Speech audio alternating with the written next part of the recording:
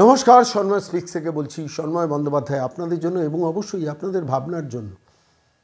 দেখুন, এই পশ্চিমবঙ্গে বহু মাদ্রাসা শিক্ষা ব্যবস্থা চালু আছে, আমাদের কিছু তাদের সম্বন্ধে বলার নেই। আপনারা অনেকে মন্তব্য করেন, আপনারা জানেন এ রাজ্যে যখন 2011 সালে মমতা বন্দ্যোপাধ্যায় ক্ষমতায় এসেছিলেন, ব্রাত্য বসু বলেছিলেন যে আমরা সরকার থেকে 10,000 মাদ্রাসা তৈরি করব, 10,000। পরবর্তীকালে আমরা কি দেখেছি যে 10,000 মাদ্রাসার পরিবর্তে বোধহয় 234টা সরকারি স্পন্সার্ড মাদ্রাসা চলে টলে।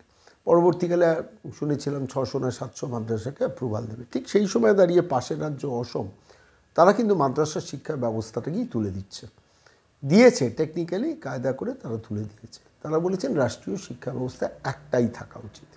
ঠিক এই প্রেক্ষাপটে দাঁড়িয়ে আমি কেন আজকে এই বিষয়টা নিয়ে এলাম জানেন?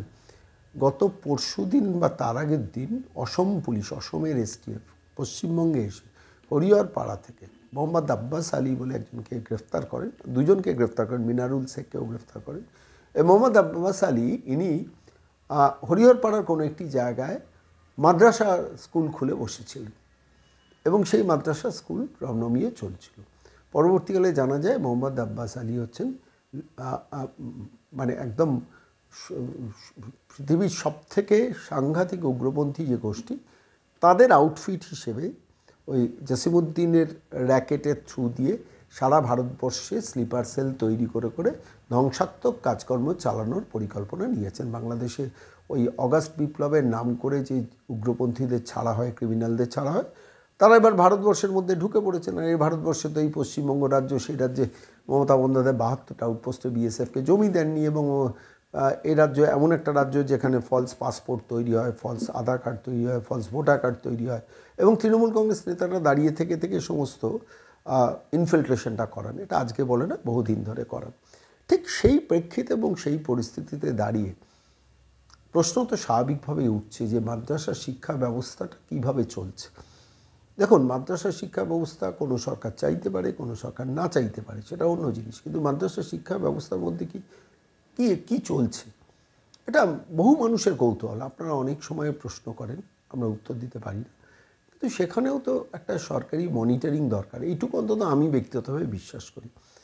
আজকে যে ছেলেটি, যে যুবকটি মোহাম্মদ আব্বাস আলী বলে যে যুবকটি মাদ্রাসা খুলে বসছিল, তার সম্বন্ধে নাকি এই রাজ্যের সরকারের কাছে খবর ছিল। সুপ্রতিম সরকার ভবনে প্রেস কনফারেন্স করে বলেছেন আমাদের কাছে খবর অনেক কিছু ছিল। খবর ছিল কিন্তু তিনি গ্রেফতার হননি। খবর ছিল তিনি কিন্তু মাদ্রাসা খুলে বসছিলেন। খবর ছিল তিনি কিন্তু মাদ্রাসা দিনের পর দিন চালিয়েছেন। খবর ছিল কিন্তু অগাস্ট বিপ্লবের পর বাংলাদেশে 4 মাস ধরে তিনি রমরমিয়ে তার কারবার চালিয়েছেন। তিনি উগ্রপন্থীদের সঙ্গে, র্যাকেটের সঙ্গে যোগাযোগ করেছেন, অথচ তিনি গ্রেফতার হননি। এই জায়গাটাই আমাকে ভাবানোর জায়গা। তাহলে কি চলছে এই পশ্চিমবঙ্গে? এবং সবথেকে বড় কথা, এই মাদ্রাসা শিক্ষা ব্যবস্থার ভেতরে কোনো গলদ নেই তো? প্রশ্নটা তো আমি নিজেকে নিয়ে মাঝেই করি। আমি তাদের সম্বন্ধে খুব বেশি কিছু জানি না বলে মন্তব্য করি না, আপনারা অনেকেই মন্তব্য করেন। আমি যেহেতু জানি না, স্বাভাবিকভাবেই মন্তব্য করি না। আমি সম্প্রতি তাসলিমা নাসরিন, বাংলাদেশের লেখিকা, যিনি প্রবাসে এখন জীবনযাপন করছেন, তো তিনি এই বাংলাদেশের মাদ্রাসা শিক্ষা ব্যবস্থা নিয়ে কিছু কথা বলেছেন, খুব রেলিভেন্ট কথা বলেছেন। আমার কাছে মনে হচ্ছে খুব প্রাসঙ্গিক। এবং তিনি নিজের সম্বন্ধেও বলেছেন, মোহাম্মদ ইউনুসকেও বলেছেন যে আপনি জঙ্গি দ্বারা আলটিমেটলি নিয়ন্ত্রিত হয়েছেন। এবং সবথেকে বড় কথা হচ্ছে তাসলিমা নাসরিন কিন্তু ঝাঁপিটা খুলেছেন। আমি আজকের এই প্রতিবেদনে তিনি সংবাদ মাধ্যমের কাছে তিনি যে ঝাঁপিটা খুলেছেন, কি বলেছেন, আজকের এই প্রতিবেদনে শোনাবো। এখন আমি লিখেছি এই সোশ্যাল মিডিয়ায়, আমি ইউনুস সাহেবকে লিখলাম যে কি ব্যাপার, আপনি তো চেয়েছিলেন আমি দেশে ফিরি, তো এখন আমাকে দেশে ফেরাতে পারবেন? কারণ উনি তো জানেন ফেরাতে পারবেন না, কারণ তার সঙ্গী সাথী সব জামাতে ইসলামী, যারা আমার ফাঁসি চায়, যারা আমাকে দেখলে খুব 5 মিনিটের মধ্যেই হয়তো খুন করবে, বা জিহাদিরা, জঙ্গিরা যারা আমাকে খুন করার জন্য ছুরিতে শান দিচ্ছে, তাদের নিয়েই তিনি বসেছেন। এটা তার জন্যই খারাপ। আসলে তিনি কি নিয়ে গর্ব করবেন?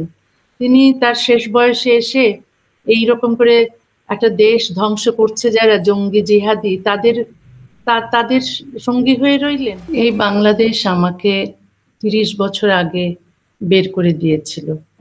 আমি জানি আমি কোনোদিন আর এ জীবনে ফিরতে পারবো না সেই দেশে, কিন্তু দেশকে যেহেতু ভালোবাসি, এই দেশে কোনোদিন ফিরতে পারবো না জেনেও দেশের যদি কোনো খারাপ কিছু দেখি, দেশে জঙ্গি জিহাদি বাড়ছে, দেশ আর সেই আগের সেকুলার দেশ নেই, তখন আমারও খারাপ লাগে। আমি ফিরতে পারবো না জেনেও আমি চাই ও দেশ ভালোর জন্ম হচ্ছিল, মাদ্রাসার ডিগ্রিকে বিশ্ববিদ্যালয়ের ডিগ্রি সমমানের করে দিচ্ছিলেন, তাই আমরা সবাই চেয়েছিলাম যে তিনি চলে যান, নতুন করে নির্বাচন হোক, তারপর যে আসে ক্ষমতায় আসবে। আজকাল আমি দেখছি যে মাদ্রাসায় মাদ্রাসায় জঙ্গিদের মহড়া হচ্ছে, বাচ্চাদের হাতে সেই খেলনা পিস্তল দিয়ে, তারপর এইসব জঙ্গি পোশাক পরিয়ে, মানে এসব কি হচ্ছে নাটকের নামে, এগুলো এগুলো জিহাদি ভাষণ দিচ্ছে, মানে কাফেরকে কতল করো, বিধর্মীকে কতল করো, এই ধরনের বাচ্চা থেকেই শেখাচ্ছে। আসলে এদের যারা জঙ্গি হচ্ছে তাদের তো দোষ নেই, তাদেরকে তৈরি করা হয়েছে এভাবে, তাদেরকে মগজ ধোলাই করে ট্রেনিং দিয়ে এরকম তৈরি করা হয়েছে।